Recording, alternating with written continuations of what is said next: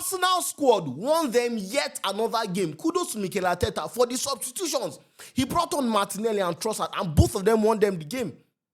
Martinelli running in behind from a Trossard assist, and then taking on his defender and assisting Trossard. This is how you use your squad. I've said it that if you are going to be a team that will compete on all fronts, Premier League, Champions League, FA Cup, Carabao Cup, you need a wide squad. And that's what Arteta is utilizing. In the first half of this game, it was tight. It was a game that was just being played in midfield. There was not much movement of the ball. Arteta was smart enough to see that, okay, this might not be Eze's forte, because if it was Eze running in behind, I don't think you will have that speed of Martinelli to go away. This is how you use your players. Then the substitutions he made, Martinelli, what a touch from him. Maybe you say Simon, that's the Bilbao keeper, should do better. But then Martinelli got his chance and he took it. This is what it means to have a squad. Martinelli as a starter might not necessarily work. Trossard as a starter might not necessarily work. It might be annoying to the fans. But when they are coming off the bench, getting minimum game time, or any space they get, they try and do their best. They show their best. They fight for their place. That is how a healthy squad is built. This game was tight, and Arsenal forced mistakes. If you look at the first goal, they forced a mistake. That was the only mistake that you can say Atletico Bilbao really made. And they made them pay for it. Madueke again, he keeps surprising me. I always hold my head up and say, maybe I was wrong. I will still keep watching him because I had my doubts. But if you look at how he's being utilized now, the fact that Eze has also been bought, that was one of the main things that I was like, they spend this money on Madueke. This is sign Eze. Now Eze has been bought and he's playing on that left wing. I was saying, how can he sign a right winger and go and play as a left winger? Now, if he's playing as a Saka backup, then Madueke goes up my rankings as a very good signing. Mosquera as well.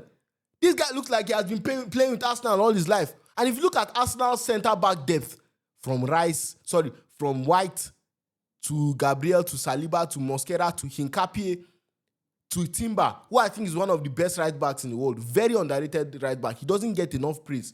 To Calafiori, to Miles Kelly. Most of these players, 80% of these players will start for any team in the world in their defense. I'm telling you, it's not because they are playing in this Arsenal home away of third key that you cannot get from the Arteta'S Take Store. Go to our website, Arteta'S Store, message us on WhatsApp with this phone number. Before you can get any jersey, whether it's the Brazil, Jesus jersey I'm wearing, you can get any of these jerseys. It's not because they are wearing all these Arsenal jerseys that will be underrating them. No! If you see the truth, we'll say the truth. Obviously, yes, the absence of Nico Williams, Athletic Bilbao felt it today. I'll give them that. That left-hand side, they could have done more harm if that guy was on the pitch. But I genuinely think that this Arsenal defense is one of the hardest defense to penetrate in the world. In fact, for me, it's the hardest. They are so rigid defensively and so secure defensively. That's a problem. If you are going to compete on all fours, pause. But if you are going to compete on all fours, you need a squad like this. And Mikel Arteta is utilizing it properly. Honestly, I don't think Raya even had much to do today. I think he made only one save that comes to my mind. Second half, I don't think he even had much to do. I think, what's his name? Iñaki Williams could have done better on the counter-attack a few times for Athletic Bilbao. But then again, you look at the quality of centre-backs for Arsenal and you say, what can these guys really do? And yes, I'll say I didn't enjoy this game. It wasn't the most fun of games, but you are going away to San Mamés. You are going to Athletic Bilbao, who have had a decent start to the La Liga season. I think they won their first 3 games, and maybe it's this last one that they lost or drew or something like that. So you are going away there. It's never an easy game. First game of the Champions League, with some of your key players missing. Odegaard, Saka. These are starters missing. Saliba is missing as well. These are players that start game in, game out, missing in the squad. I think Gyökeres had a head injury, so he had to come off earlier in the second half too. So you consider all these factors, and when you go back and look at the results, you are very happy with your 3 points.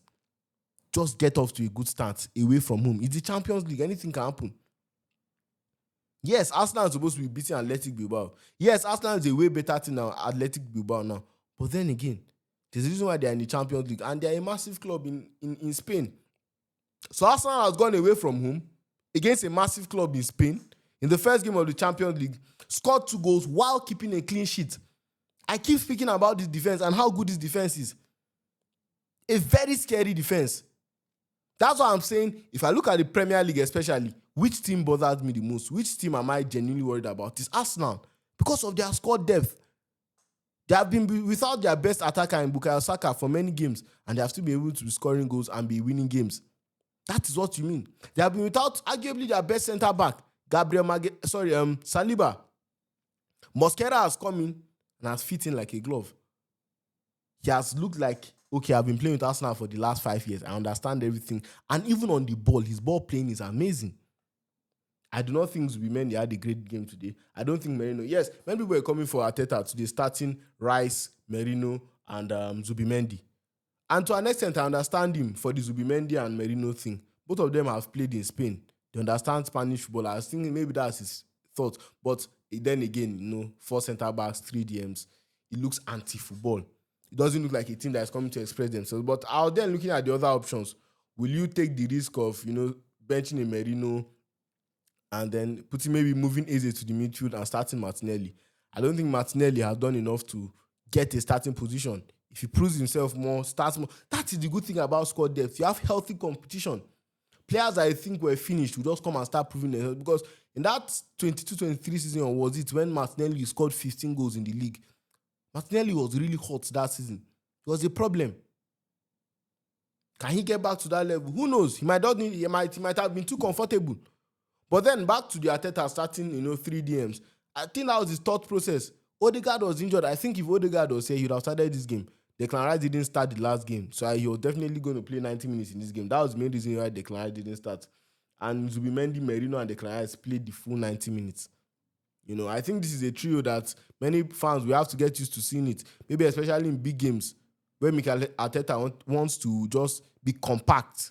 He doesn't want much chaos in the game. He wants to control the game properly.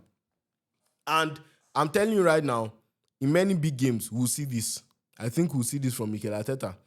But let's see Odegaard coming back first, because the injury list is long now. The injury list is long.